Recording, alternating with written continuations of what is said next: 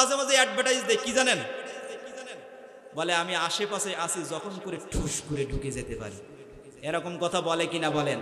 আমরা বলি বাংলার মুসলমান আপনার পরে এমন ভাবে ক্ষেপে আছে, বাংলাদেশে ঢুকে দেখো বাংলার 18 কোটি মুসলমান তোমার জন্য জুতা নিয়ে অপেক্ষা করছে, কতক্ষণ ঠিক না বেঠি?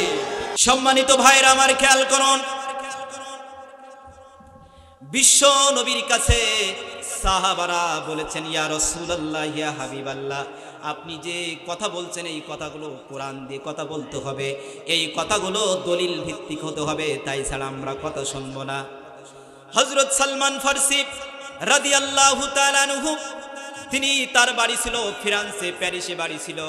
তিনি যখন মদিনায় আসলেন, মদিনায় এসে দেখে যে মদিনার পথ দিয়ে একটা মানুষ হেঁটে যাচ্ছে, চাঁদের চাইতে, পূর্ণিমার চাঁদের চাইতে সুন্দর। জোরে কোন সুবহানাল্লাহ, আরো জোরে বলে যাওয়া কি সুবহানাল্লাহ। সালমান ফারসি রাদিয়াল্লাহু তাআলা আনহু বলছেন, এটা কি কোনো মানুষ হতে পারে? এটা তো কোনো মানুষের মতো মানুষ হতে পারে না। আশ্চর্য হয়ে গিয়েছেন যে এমন একটা। সালমান ফারসি রাদিয়াল্লাহু তাআলা আনহু বলছেন যে এটা কি কোনো মানুষ হতে পারে? এত সুন্দর মানুষ, চাঁদের পূর্ণিমার চাঁদের মতো ফুটফুটি করছে, সুবহানাল্লাহ বলেন। সালমান ফারসি রাদিয়াল্লাহু তাআলা আনহু তিনি আগায়া গেলেন, তিনি আগায়া যে বলছেন মান আনতা, তুমি কে? আরবিতে বলা হয় মান আনতা, বাংলায় বলা হয় তুমি কে, ইংরেজিতে বলা হয় হু আর ইউ। এবার বলছেন আল্লাহর নবী বলছেন আনা মুহাম্মদ ইবনে আব্দুল্লাহ ওয়া আনা মুহাম্মাদুর রাসূলুল্লাহ সাল্লাল্লাহু আলাইহি ওয়াসাল্লাম। সম্মানিত ভাইরা আমার খেয়াল করুন, একটু মনোযোগী হন। আল্লাহর রাসূলের এই কথা শুনে সালমান ফারসি রাদিয়াল্লাহু তাআলা আনহু বলছেন তুমি যে বললে আনা মুহাম্মদ ইবনে আব্দুল্লাহ, তুমি আব্দুল্লাহর ছেলে মুহাম্মদ, এটা আমি বিশ্বাস করলাম। তুমি যে পরের সেন্টেন্স বললে, পরের যে বাক্য বললে ওয়া আনা মুহাম্মাদুর রাসূলুল্লাহ সাল্লাল্লাহু আলাইহি ওয়াসাল্লাম, আপনি যে বললেন আপনি আল্লাহর নবী, আল্লাহর রাসূল, এটার ডকুমেন্ট কি, এটার প্রমাণ কি? সুবহানাল্লাহ বলবেন না? কে বলছেন? সালমান ফারসি কার কাছে প্রশ্ন করছেন? আল্লাহর নবীকে বলছেন আপনার প্রমাণ দেন, আপনার রেফারেন্স দেন, আপনার ডকুমেন্ট কি? তখন আল্লাহর নবী সাল্লাল্লাহু আলাইহি সাল্লাম বাম পাশটা কাত করে বললেন আমার এই ডান পাশের চাদর খুলে দেখো, এখানে একটা নবুয়তি সিলমোহর রয়েছে, বা এখানে দেখো লেখা রয়েছে লা ইলাহা ইল্লাল্লাহু মুহাম্মাদুর রাসূলুল্লাহ সাল্লাল্লাহু আলাইহি সাল্লাম বলেন। আরো জোরে বলেন। তখন সালমান ফারসি রাদিয়াল্লাহু তাআলা আনহু তিনি তার পিঠের চাদরটা ফেলে দিলেন, ফেলে দেখে যায় আসলে সত্যি একটা নবুয়তি সিলমোহর রয়েছে, সেখানে লেখা রয়েছে কালেমা লা ইলাহা ইল্লাল্লাহু মুহাম্মাদুর রাসূলুল্লাহ। সালমান ফারসির সাথে সাথে চুমা খাইলেন আর আল্লাহর নবীর কাছে কলেমা পড়ে মুসলমান হয়ে গেলেন। জোরে কোন সুবহানাল্লাহ, আরো জোরে বলেন সুবহানাল্লাহ।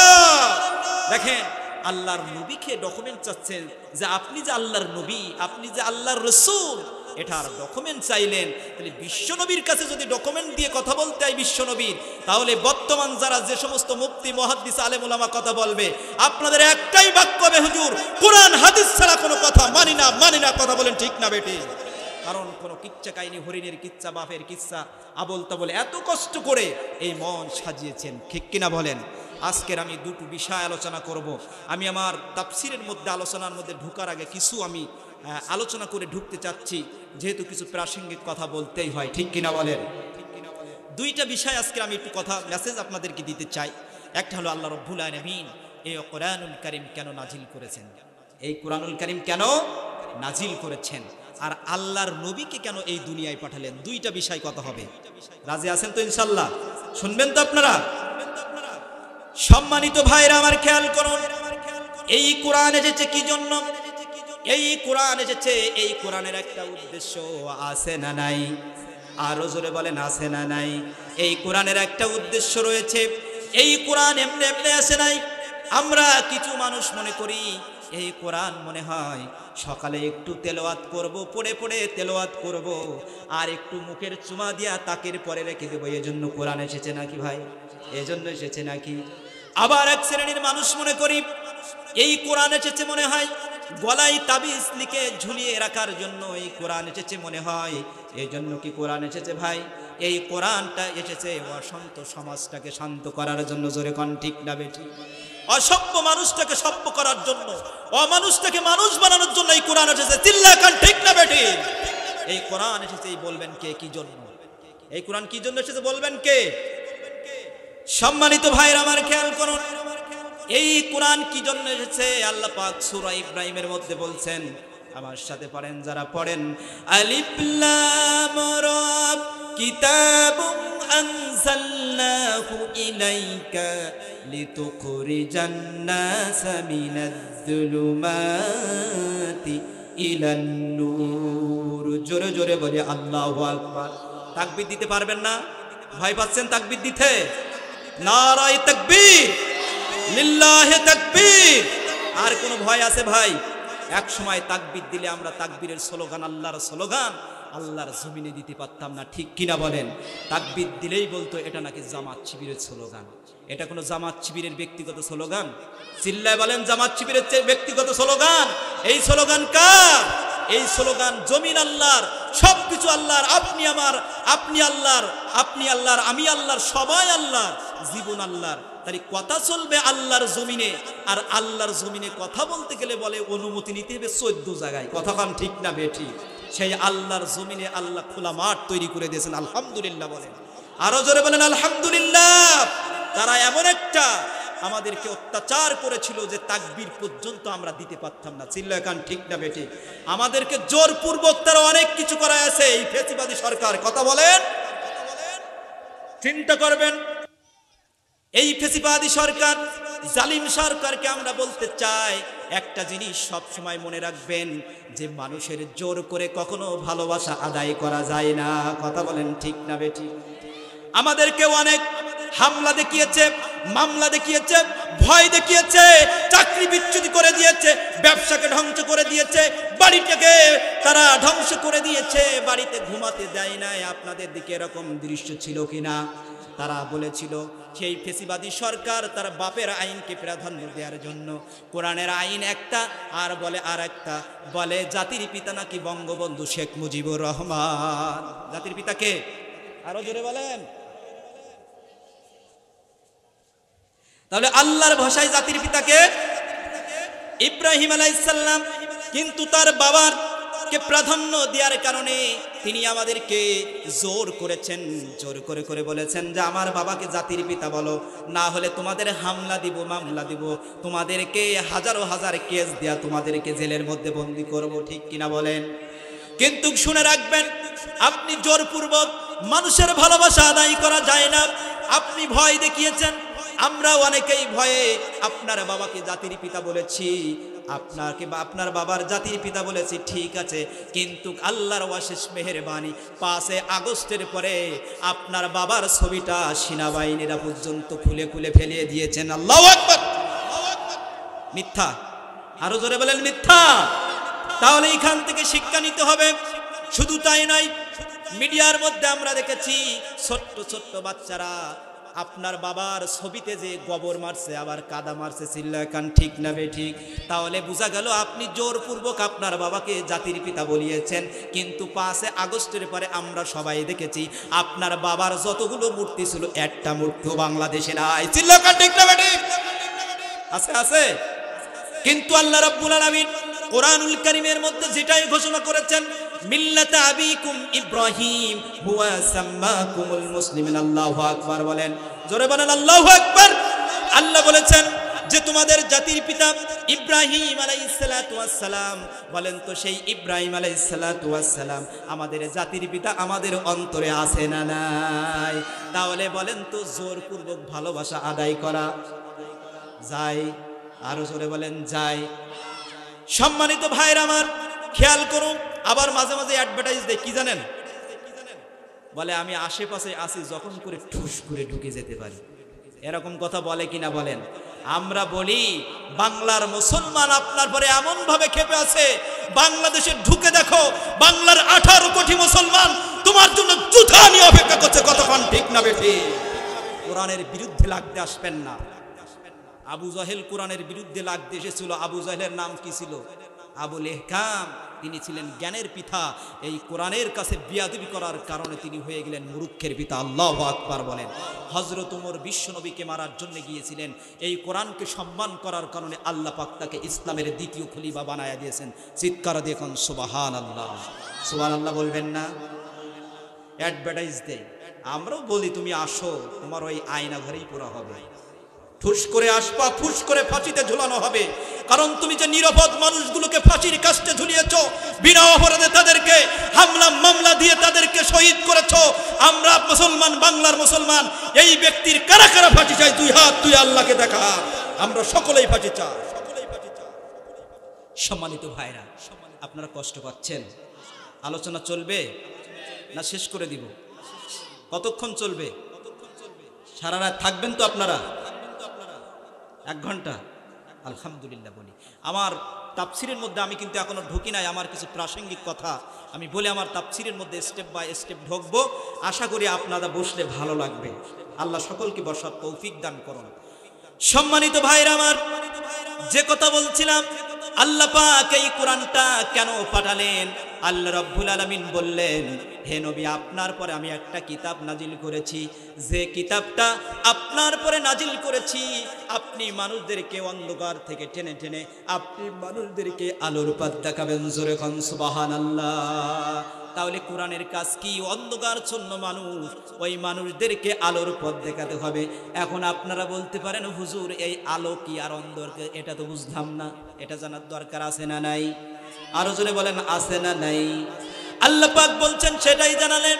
এই অন্ধকার কাকে বলে, আবার আলো কাকে বলে? আলো মানে হলো এই কোরআনের আইন। আলো মানে কি? সবাই বলেন, আলো মানে কি? আলো মানে কোরআনের আইন, রসুলের আদর্শ, এই অনুযায়ী জীবন পরিচালনা করতে হবে। আর অন্ধকার মানে হলো শয়তানের আইন। আরো জোরে বলেন, কিসের আইন?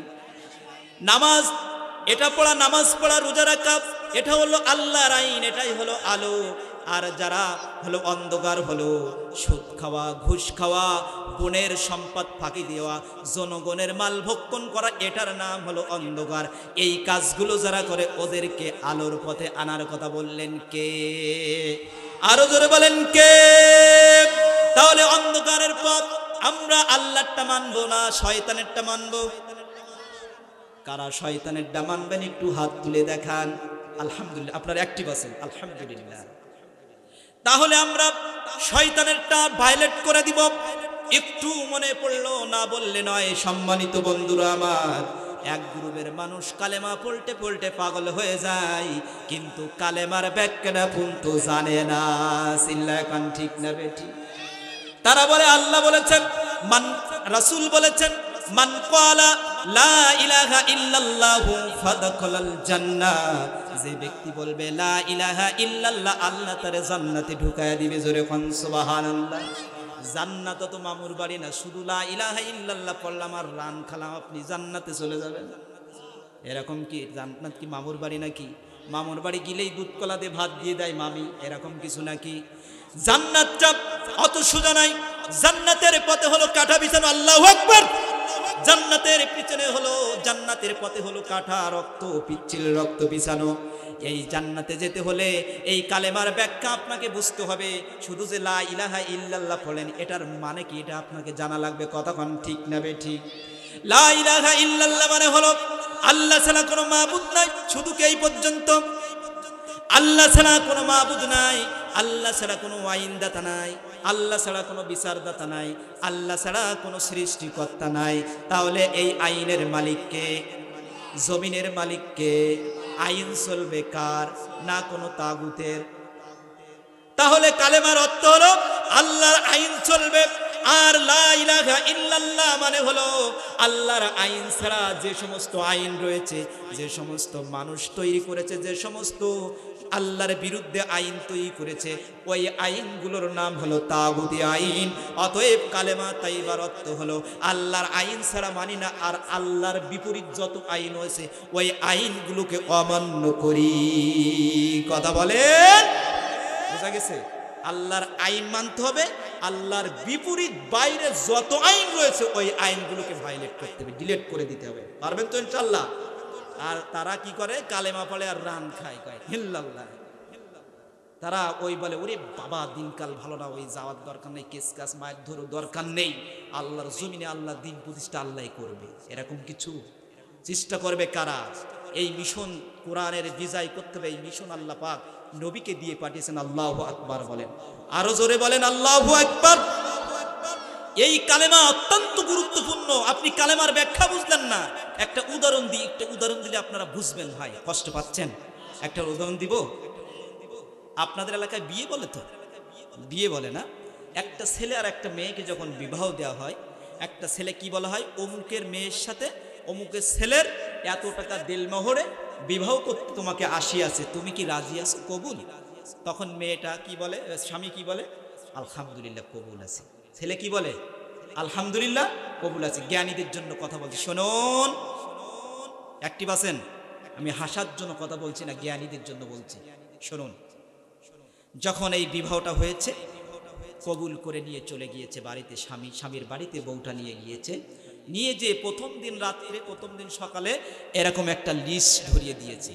এরকম একটা লিস্ট ধরে দিয়ে স্বামীকে বলছে, স্ত্রী বলছে, স্বামী আমার লাগবে নারকেলের তেল, কসমেটিক, সাবান, সোনো, পাউডার, তারপরে আমার আব্বা আম্মা আসছে, আমার আব্বা আমার জামা কাপড়, গরুর মাংস, ছাগলের মাংস, আবার ইলিশ মাছ, এরকম আসবাব অনেক কিছু এখানে একটা লিস্ট করে দিয়েছে। তখন স্বামী বলছে, পিরানের স্ত্রী তোমাকে যখন কবুল করেছি, আমি যখন বলছিলাম যে কবুল, আলহামদুলিল্লাহ কবুল, তখন তো তোমাকে শুধু বউ হিসাবে আমি কবুল করছি, এই যে তুমি সাদা কাগজে এত লিস্ট দিয়েছো, এটা তো আমি কবুল করে নাই। বুঝছেন আমার কথা? বুঝছেন? হাসির জন্য বলছি না, জ্ঞানীদের জন্য বলছি, শোনো। তখন স্বামী এইভাবে যদি বলে, হবে? বলেন, এই স্বামীর কবুলের মধ্যে সব ঢুকে গিয়েছে, ঠিক কিনা বলেন? এই কবুলের মধ্যে আপনার স্ত্রীর শাড়ি, আপনার স্ত্রীর কাপড় চোপড়, স্ত্রীর খাবার দাবার, আপনার শ্বশুর শাশুড়ের দেখাশোনা, আপনার স্ত্রীর যত জিনিস লাগবে এই কবুলের মধ্যে সব ঢুকে গিয়েছে। কথা কন ঠিক না বেটি? এখন স্ত্রী কাছে, ঠিক আছে তুমি যখন এই কথা বললে, ঠিক আছে দেখবানে। এইবার স্বামী চলে গিয়েছে বাজারে, স্ত্রী চলে গেছে আর এক জায়গায়। যে এবার স্বামী যখন বাড়িতে আসছে, স্বামী এসে বলছে যে স্ত্রী কি দেখছে না, বলছে স্ত্রী কোথায় গেল? এবার স্ত্রীকে ফোন দিয়েছে, জান তুমি কোথায় আছো? বলছে আমি তো আমার এক বন্ধুর বাড়ি আছি। কোথায় আছে? আরো জোরে বলেন, বন্ধুর বাড়ি আছে। তা আজকের আসবো না, আজকের রাত থাকবো, আগামীকাল আসবো। কথাটা কেমন হয়? নতুন স্ত্রী এক বান্ধবীর বাড়ি থাকলেও হয়, কোথায় আছে? বন্ধুর বাড়ি, তাও রাত থাকবে, পরের দিন আসবে। বলেন যে কোনো স্বামীর মাথায় কাজ করবে? করবে?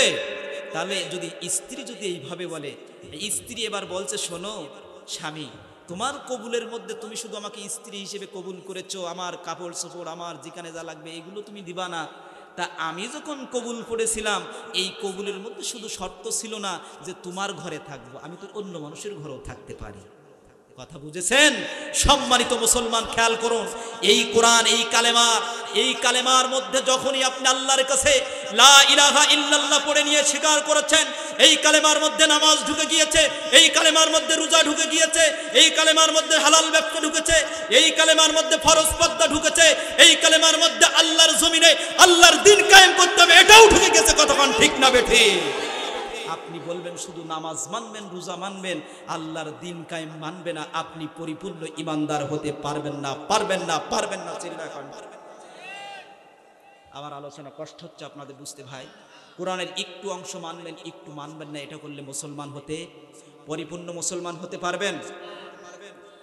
সম্মানিত ভাইরা আমার খেয়াল করুন, আল্লাহ রাব্বুল আলামিন কত সুন্দর করে বলছেন, ইয়া আইয়ুহাল্লাযীনা আমানু হাল আদুল, ইয়া আইয়ুহাল্লাযীনা আমানু উদখুলু ফিস সিলমি কাফা ওয়া লা তাত্তাবিউ খুতুওয়াতিশ শাইতান ইন্নাহু লাকুম আদুউম মুবিন। জোরে বলেন আল্লাহু আকবার। আল্লাহ তাআলা বলছেন, ইয়া আইয়ুহাল্লাযীনা আমানু, হে ঈমানদারগণ। কাদের ডাক দিচ্ছেন? ঈমানদারদেরকে ডাক দিচ্ছেন। দেখেন, ঈমানদারদেরকে আবার ঈমানদারদেরকে ডাক দিচ্ছেন, দিয়ে বলছে, ও ঈমানদারেরা, তোমরা পরিপূর্ণ হয়ে, কমপ্লিট হয়ে ইসলামের মধ্যে ঢুকে যাও। জোরে কান আল্লাহু আকবার। কোথায় ঢুকতে বললেন? কাদের বললেন? তাই ইমানদাররা তো ইমানদারে আছে, কেন আবার পরিপূর্ণ হতে বললেন? তার মানে এই কোরআনুল কারীমের যতগুলো বিধান আছে, এই কোরআনের যতগুলো আইন আছে, আপনার সব আইনগুলো মানবেন। আপনি কোরআনের কিছু অংশ মানবেন, কিছু মানবেন না, আপনি টাটকা মুনাফিক হয়ে মারা যাবেন। চিল্লাকান ঠিক না বেঠিক? কোরআনের কিছু অংশ মানলেন আর কিছু মানবেন না। দেখেন সম্মানিত ভাইরা আমার, যদি আপনি পরিপূর্ণ কোরআন না মানেন, আপনি পরিপূর্ণ মুমিন হতে পারবেন না। বলেন তো আপনাদের দিকে মশা আছে না নাই?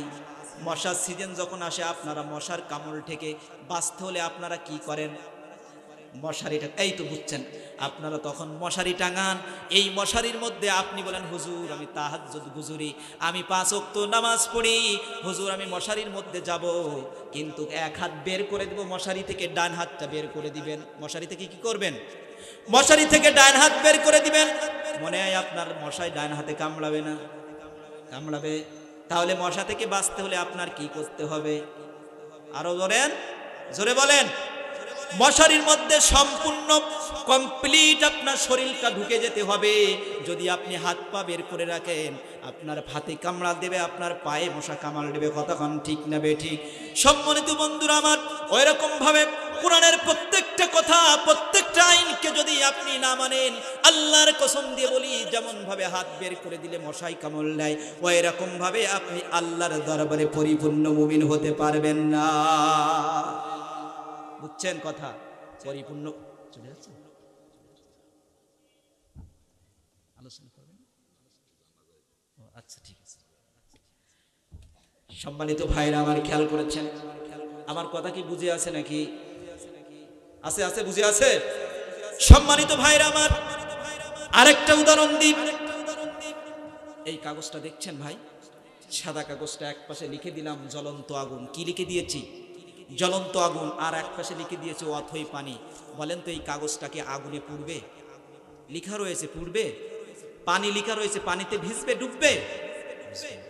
সম্মানিত ভাইরা আমার, খেয়াল করো, এই কোরআনের এই কাগজের লেখা, যদি কাগজে লেখা থাকলে কাগজ না পড়ে যতক্ষণ পর্যন্ত আগুনে না দেওয়া যাবে, কতক্ষণ ঠিক না বেঠিক? এই কোরআনের কথাগুলো কোরআনে লেখা থাকলে কাজ হবে? আরো জোরে বলেন, হবে? এই কোরআনের কথাগুলো যতক্ষণ পর্যন্ত এই সমাজে, এই সংসদে না দেওয়া হবে, ততক্ষণ পর্যন্ত বাংলাদেশের মানুষ সম্পূর্ণ পরিপূর্ণ দুর্মুক্ত হবে না। কি বলেন? দুর্নীতি করেই যাবে, চিল্লাকান চুরি করেই যাবে, যতক্ষণ পর্যন্ত কোরআনের লেখাগুলো কোরআনের মধ্যে থাকলে লাভ নাই। কোরআনের লেখাগুলো সমাজে যতক্ষণ বাস্তবায়ন না করবে, এই সমাজের মানুষ ভালো হবে। আরো জোরে বলেন, ভালো হবে। সম্মানিত ভাইরা আমার, আমি আগাতে চাই। আমি কোরআনুল কারীম থেকে ছোট্ট একটি আয়াত আপনাদেরকে তেলাওয়াত করেছি। আপনাদের খেয়াল আছে নাকি? আপনারা যদি একটু সময় দেন, আমি আমার আলোচনা সংক্ষিপ্ত করব, আমার আলোচনা শেষ করব সুন্দর করে। আপনারা থাকবেন তো ইনশাআল্লাহ? একটাও কেউ যাবেন না তো? আপনারা যদি কেউ যান, আমি মনে করব আমার আলোচনা ভালো লাগছে না, আল্লাহুম্মা আমিন দিয়ে মুনাজাত দিয়ে দিব। আমাকে বলবেন, হুজুর আর ভালো লাগছে না। পারবেন তো ইনশাআল্লাহ? তাহলে আমি প্রথমে একটা আয়াত তেলাওয়াত করেছিলাম সূরা বাকারার। কোন সূরা? দ্বিতীয় বক্তা সূরা বাকারা থেকে কথা বলছে, ঠিক কিনা বলেন? আমিও আবার মনে করছেন, হুজুর উনিও বললো বাকারা, আপনিও বাকারা, হলো কি? কিন্তু ওনার আলোচনার বিষয়টা ছিল একটু অন্যরকম, আমার আলোচনাটা অন্য একটা সাবজেক্ট। তো আমি একটি আয়াত আপনাদের সামনে তেলাওয়াত করেছি, কোরআন শরীফের সবচাইতে বড় সূরা, সূরা আল বাকারা। এখানে 286টি আয়াত রয়েছে, আর 286টি আয়াতের মধ্যে একটি মাত্র আয়াত, 152 নম্বর আয়াত আপনাদের সামনে তেলাওয়াত করেছি। বলেন তো কোন সূরা? সূরা বাকারার 152 নম্বর সূরা, 52 নম্বর আয়াত। বলতে পারবেন তো ইনশাআল্লাহ হুজুর কোন সূরা থেকে আলোচনা করেছে? সম্মানিত ভাইরা, এই আয়াতের মধ্যে একটি শব্দ রয়েছে জালকাপ। বাইরে যেটা বলেছে ওইটা শুনবো। বলেন বলেন, কোনটা শুনবো? কোরআন যেভাবে, আমি সেদিন ইউটিউবের মধ্যে ঢুকে দেখলাম এক গ্রুপের মানুষ নাম দিয়েছে, জিকিরের নাম কি জানেন? কারেন্ট জিকির। কি জিকির? সবাই বলেন আরো জোরে, কারেন্ট জিকির। কারেন্ট জিকির আবার কেমন?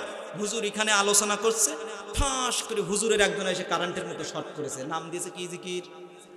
আমার মসজিদের মুসল্লি একজন সেদিন বলছে, হুজুর গলা টিপা জিকির কি চেনেন? না। কথা বলছেন? বলছে হুজুর এবার আমারে দেখাচ্ছে ইউটিউবে ছাড় দিয়ে গলা টিপা জিকির। আল্লাহ কি কোরআনে এই জিকির করতে বলেছেন? এক গ্রুপের মানুষ জিকির করে বাসে ঠেলে ওঠে, আছে না নাই? আরো জোরে বলেন আছে না নাই? এই জিকির আমরা করব না। যে দরবারে কোরআন নাই ওই দরবারে আমরা নাই। যেখানে যার বাপদাদার আইন চলে ওখানে আমরা নাই। যেখানে কোরআন আছে, যেখানে হাদিস আছে, ওইখানেই আমরা আছি। কতক্ষণ ঠিক না বেঠিক? কোরআন ছাড়া আমরা কোথাও যাব না। জোরে বলি ইনশাআল্লাহ। আরো জোরে বলি ইনশাআল্লাহ। সম্মানিত ভাইরা আমার, আজকের আলোচনাটা একটু নতুন ভাবে শুনবেন। আপনারা বলবেন হুজুর আপনি যেহেতু নতুন হুজুর আমাদের এলাকায়, এই জন্য আমিও আপনাদের নতুন কিছু দিতে চাই, আপনারা শুনবেন তো? রাজি আছেন তো? আল্লাহ রাব্বুল আলামিন কোরআনুল কারীমের মধ্যে বলে দিয়েছেন আপনি কিভাবে জিকির করবেন। আজকের আপনারা জেনে যাবেন। এর বাইরে যদি কেউ জিকির করে মনে করবেন এটা টাটকা ভণ্ড ছাড়া আর কিছু না। আজকে পরিষ্কার হয়ে যাবেন, আমি রেফারেন্স দিয়ে কথা বলছি। আল্লাহ বলছেন সূরা আরাফের 205 নম্বর আয়াতে আমার আল্লাহ পাক বলছেন ওয়াযকুর রাব্বাকা ফি নাফসিকা তাদাররুআন আও খীফাতান ওয়া দুনাল জাহরি মিনাল কওলি বিল গুদুই ওয়াল আসাল ওয়া লা তাকুম মিনাল গাফিলিন। আল্লাহ তাআলা বলছেন ওয়াযকুর রাব্বাকা, তুমি তোমার রবের নামে স্মরণ করো। ফি নাফসিকা, মনে মনে। কিভাবে? কে বলছেন? আমি না, আমার আল্লাহ। ফি নাফসিকা, তোমরা মনে মনে আল্লাহকে স্মরণ করো। তাদাররুআও, তোমরা সুবিনয় বিনয়ের সাথে আল্লাহকে স্মরণ করো। কিভাবে? বিনয়ের সাথে সুবিনয়। এবার বলছেন বিল কওলি বিল গুদুই ওয়াল আসাল। এবার বলছেন তোমরা কান্না জড়িত কণ্ঠে তোমরা আল্লাহকে স্মরণ করো। কান্না জড়িত কণ্ঠে তোমরা আল্লাহকে স্মরণ করো। ওয়াদুনাল জাহরি মিনাল কওল, আল্লাহ পাক বলছেন তোমরা অনুচ্চ স্বরে আওয়াজ করে জিকির করো না। কে বলেছেন? তাহলে কয়টা নিয়ম বললেন? আরো জোরে বলেন কয়টা নিয়ম? 4টা। নাম্বার 1 হলো মনে মনে জিকির করতে হবে। 2 নম্বর সুবিনয় বিনয়ের সাথে জিকির করতে হবে। 3 নম্বর হলো ভয়ে কান্না জড়িত কণ্ঠে জিকির। 4 নম্বর হলো উচ্চ আওয়াজে জিকির করা যাবে না। এইবার আপনারা বলেন যারা আওয়াজ দিয়ে জিকির করে এটা কি জিকির? যারা বাসে ঠেলে ওঠে এটা কি জিকির? এটা আল্লাহর বিরুদ্ধে জিকির না পক্ষে জিকির? কোরআনের পক্ষে জিকির না বিপক্ষে জিকির? তাহলে যারা আওয়াজ দিয়ে জিকির করবে, জিকির করতে করতে বাসে ঠেলে ওঠে, এটা কোনো জিকির না। বলেছেন কে? সূরা আরাফ আয়াত নম্বর কত? 205 নম্বর আয়াত। মনে থাকবে তো ইনশাআল্লাহ? আল্লাহ পাক এইভাবে জিকির করতে বলেছেন। সম্মানিত ভাইরা আমার, খেয়াল করুন, আমি আপনাদের জন্য 5টি আয়াত চয়েস করে নিয়ে এসেছি। কয়টি আয়াত? আরো জোরে বলেন কয়টি আয়াত? 5টি আয়াত আপনাদের জন্য চয়েস করেছি। এই জিকির শব্দের অর্থ কি শুধু লা ইলাহা ইল্লাল্লাহ বা সুবহানাল্লাহ আলহামদুলিল্লাহ এটাও জিকির, কিন্তু এর বাইরে আরো কিছু জিকির আছে না নাই? আজকের কোরআন দিয়ে পরিষ্কার হয়ে যাবে যে জিকির কাকে বলে, জিকিরটা কারে বলে, জিকিরটা কি রকম, এটা আমরা আজকে জানবো ইনশাআল্লাহ। বলি আরো জোরে বলি ইনশাআল্লাহ। সম্মানিত ভাইরা আমার, আমি আপনাদের জন্য 5টি আয়াত চয়েস করে নিয়ে এসেছি। এই 5টি আয়াত চয়েস করে নিয়ে এসেছি। জিকির শব্দের অর্থ আল্লাহ পাক জাল কাপড়া, জিকির শব্দের 3টি অক্ষরে একই শব্দ, একই অর্থ না, কিন্তু জাল কাপড়া জিকির 3টি অক্ষরের নাই একটা শব্দ, কিন্তু আল্লাহ পাক এক একটা জায়গায় এক একটা অর্থ দিয়েছেন। জোরে কোন সুবহানাল্লাহ।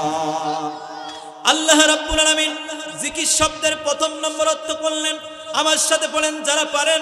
সূরা হিজরের 9 নম্বর আয়াতে আল্লাহ জানিয়ে দিলেন ইন্না নাহনু নাযালনা যিকরা ওয়া ইন্না লাহু লাহাফিদুন।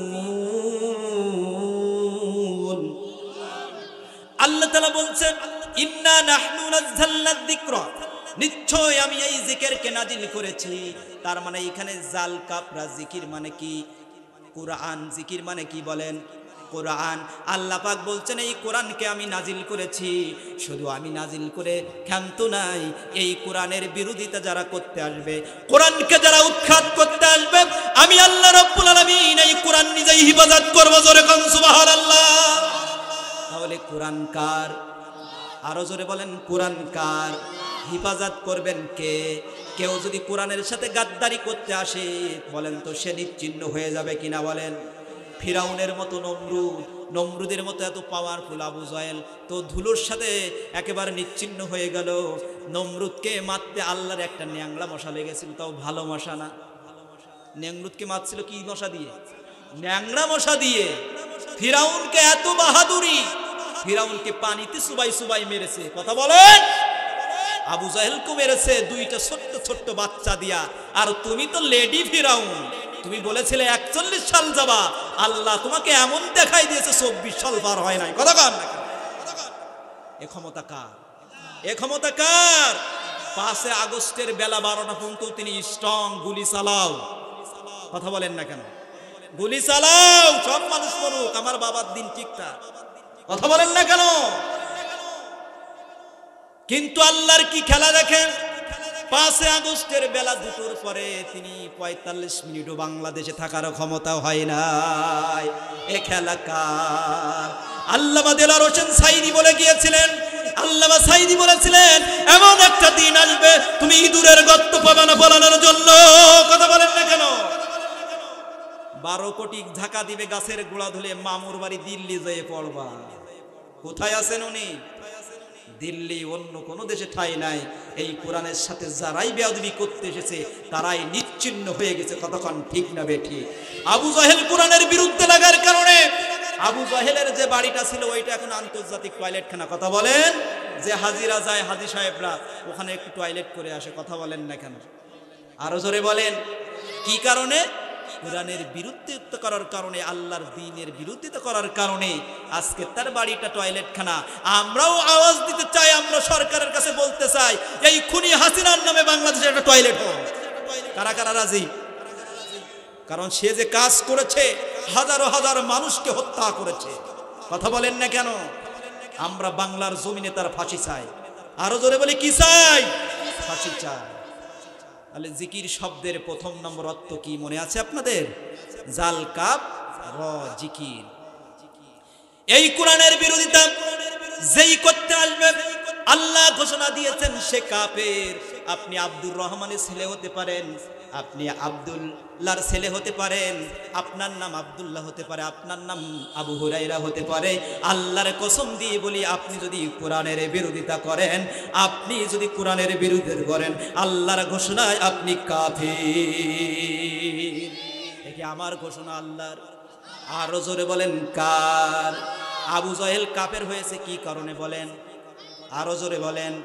আল্লাহ রাব্বুল আলামিন সেই কথাটাও কোরআনুল কারীমের মধ্যে রেকর্ড করে দিয়েছেন। আমার আল্লাহ বলছেন, ওয়াকালাল্লাযীনা কাফারু লা তাসমাউ লিহাযাল কুরআন ওয়ালগাউ ফিহি লাআল্লাকুম তাগলিবুন। জোরে বলি আল্লাহু আকবার। আল্লাহ রাব্বুল আলামিন বললেন, ও শোনো শোনো, আবু জাহেল কেন কাফের হয়ে গেল? ওয়াকালাল্লাযীনা কাফারু লা তাসমাউ। আর আবু জাহেল বলা শুরু করলো মুহাম্মাদের কালেমা শোনা যাবে না, মুহাম্মদ যেখানে কোরআন বলবে ওখানে তোমরা বাধা দাও, হট্টগোল দাও। তাহলে এবার বলেন তো, আবু জাহেল যদি কোরআনে বাধা দিয়া কাফের হয়, এখন যারা কোরআনে বাধা দিবে তারা কি? আপনারা আরো জোরে বলেন তারা কি? বলেছেন আমার আল্লাহ না আমি? কে বলেছেন? বিগত 16 বছর যারা কোরআনে বাধা দিয়েছেন আল্লাহর ভাষায় এরা কাফের। আমরা ঘোষণা করতে চাই, বলতে চাই আমাদের দায়ী, আমরা দায়ী, আল্লাহর দায়ী। যেহেতু দ্বীনের দাওয়াত দিই, এটা আমাদের বলার দরকার। আল্লাহর ভাষায় আমরা বলতে চাই, যারা অতীতেও কোরআনে বাধা দিয়েছে 16 বছর ধরে, বর্তমান যারা কোরআনে বাধা দিতে আসে, ভবিষ্যতেও যারা কোরআনে বাধা দিতে আসবে, আল্লাহর ভাষায় এরা টাটকা কাফের। কাফের কাফের চিৎকার দিয়ে কোন ঠিক না বেঠে আমার কথা? তাহলে যারাই কোরআনে বাধা দিবে তারা কি? আরো জোরে বলেন তারা কি? এটা আমার পরে রাগ করলে হবে না, করতে হবে কার পরে? আরো জোরে বলেন কার পরে? সম্মানিত ভাইরা আমার, জাল কাপরা জিকির শব্দের প্রথম নম্বর যে অর্থটা আমি করেছি, আল্লাহ পাক যে অর্থটা দিয়েছেন সেটা হলো কোরআন। আর আল্লাহ বলছেন এই কোরআনের বিজয় আমি আল্লাহ তাআলা দিয়ে দিব। আল্লাহ পাক বলছেন কেউ যদি বাধা দিতে আসে আমি আল্লাহর দিন আমি নিজেই প্রতিষ্ঠা করে দিব। জোরে করুন সুবহানাল্লাহ।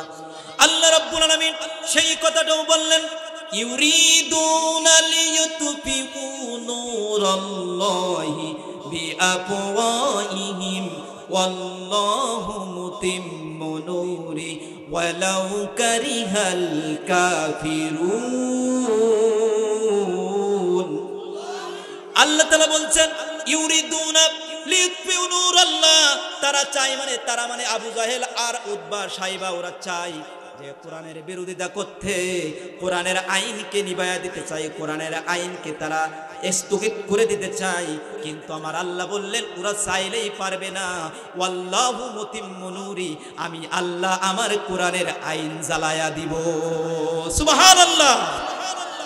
খালি আল্লাহর কোরআনের আইন কে জ্বালাবে? ওই সময় আবু জাহেল, উতবা সাইবা মুগিরা ওরা কোরআনের আইনকে নিভায়া দিতে চেয়েছিল। এখন কারা চাই? এখন এই ফেসিবাদী সরকার, খুনি হাসিনার মতো সরকার, এই লেডি ফিরাউন কোরআনের আইন নিভায়া দিতে চেয়েছিল, পেরেছে? আর জোরে বলেন ফেলেছে। ডক্টর মুরাদ ইসলামের বিরোধিতা করেছিল, পেরেছে? সব নিচ্ছিন্ন হয়ে গেছে। কোরআন কোরআনের জায়গায় থাকবে, যে কোরআনের সাথে লাগতে আসবে ওইটাই দুনিয়া থেকে নিচ্ছিন্ন হয়ে যাবে। আল্লামা সাইদিকে তারা কিভাবে, একজন আল্লামা সাইদি, দেলাওয়ার হোসেন সাইদি, তিনি কোরআনের পাখি। আমাদের একটাই কথা, তাকে 13টি বছর তারা গ্রেফতার করে রাখলো। অন্য মানুষদেরকে কোরআন শোনানো থেকে তারা কি করলো? বঞ্চিত করল। আল্লাহু আকবার। কি দোষ করেছিল? কোরআনের কথা বলেছিল, এটাই তো তোমাদের দোষ ছিল। তার একটাই দোষ ছিল, কোরআনের কথাগুলো মানুষকে পৌঁছায়া দিত। হিন্দু মুসলমান হতো, অনেক খ্রিস্টানরা মুসলমান হতো। চিল্লায় খান ঠিক না বেঠিক? তাকে 13টি বছর গ্রেফতার করে শুধু ক্ষান্ত থাকলো না, তাকে এক পর্যায়ে তারা চিন্তা করলো যে আল্লামা সাইদি যদি বেঁচে থাকে তাহলে ও আবার দুনিয়ায় যে কোরআনের কথা বলবে, আবার যে রিসালাতের কথা বলবে, আবার যে হাদিসের কথা বলবে, আবার যে হিন্দুকে মুসলমান বানাবে। কতক্ষণ ঠিক না বেঠে? এই জন্য আল্লামা সাইদিকে তারা মিথ্যা নাটক করে চিকিৎসার নামে হসপিটালে নিয়ে বিষাক্ত ইঞ্জেকশন দিয়ে তারা মেরে ফেলেছে। কতক্ষণ ঠিক না বেঠে? এর বিচার বাংলার মানুষ চায়। কথা বলেন, চান না আপনারা এর বিচার? এই নিরাপদ মানুষকে এমনভাবে মানল। শুধু কি তাই? মতিউর রহমান নিজামী, কাদের মোল্লা, তাদের জীবনে 1 টাকার দুর্নীতি পেয়েছে নাকি? আরো জোরে পেয়েছেন। আর সে সমস্ত মানুষগুলোকে তারা ফাঁসি দিয়ে মেরে ফেলেছে। আল্লাহু আকবার। শুধু আল্লামা সাইদিকে মেরে ক্ষান্ত হয় নাই, তার জানাজাটা কিন্তু ঢাকাতে হতে দেয় নাই। কথা বলেন, দিয়েছে? দিয়েছে। তার জানাজায় যারা গিয়েছিল গাড়ি ভাঙচুর করেছে। কথা বলেন ঠিক না বেঠিক? শুধু তাই নয়, জিকরগাছার যে এমপি মুহাদ্দিস আবু সাইদ, নাম শুনেছেন? এমপি আপনাদের জেলার সন্তান এমপি মুহাদ্দিস আবু সাইদের লাশটা তারা জানাজা প্রকাশ্যে করতে দেয় নাই, ভোর রাতে গোপনে জানাজা দিতে হয়েছে। আমরা বাংলার মুসলমান বলতে চাই, যারা আল্লামা সাইদিকে মেরে ক্ষান্ত হয় নাই, শুধু তারা জানাজা দিতে দেয় নাই, এমপি আবু সাইদের মতো সৎ লোককে জানাজা দিতে দেয় নাই, আমরা বাংলাদেশের ইতিহাস থেকে তাদের নামকে নিশ্চিহ্ন করে দিতে চাই। কতক্ষণ ঠিক না বেঠে? আল্লাহ পাক কবুল করুন। তাহলে জিকির শব্দের প্রথম নম্বর অর্থ কি বলছিলাম, মনে আছে আপনাদের? জাল কাপড়া জিকির শব্দের প্রথম নম্বর অর্থ হলো কি বলেন? কোরআন। এই তো বুঝেছেন। তাহলে আল্লাহর কোরআনে যদি কেউ বাধা দিতে আসে কি হয়ে যাবে? সবচেয়ে দুঃখজনক হলেও সত্য ভাই, একটু খেয়াল করুন, এই ব্যানারে তাফসিরুল কোরআন মাহফিল লেখা দেখছেন না? এই তাফসিরুল কোরআন মাহফিলটা পর্যন্ত আমাদের লিখতে দেয় নাই। কথা কন, এই জালিম সরকার। আমার নিজের মনিরামপুরে একটা প্রোগ্রামে তাফসিরুল কোরআন মাহফিল লেখা দেখে সেই তাফসিরুল কোরআন মাহফিলটাকে বন্ধ করে দেওয়া হয়েছে। তাফসির করতে বলেছেন কে? এ কথা কোনো মানুষের কথা? এক গ্রুপে তাফসিরের মাহফিল দেখে পাতি নেতা, গ্রামের পাতি নেতা, সাথী নেতারা নামাজ নেই, সারা জীবন নারীখোর, মদখোর, এদের মতো লোক যে নেতারে বলে, স্যার তা কি শুনেছেন অমুক গ্রামে কি করেছে?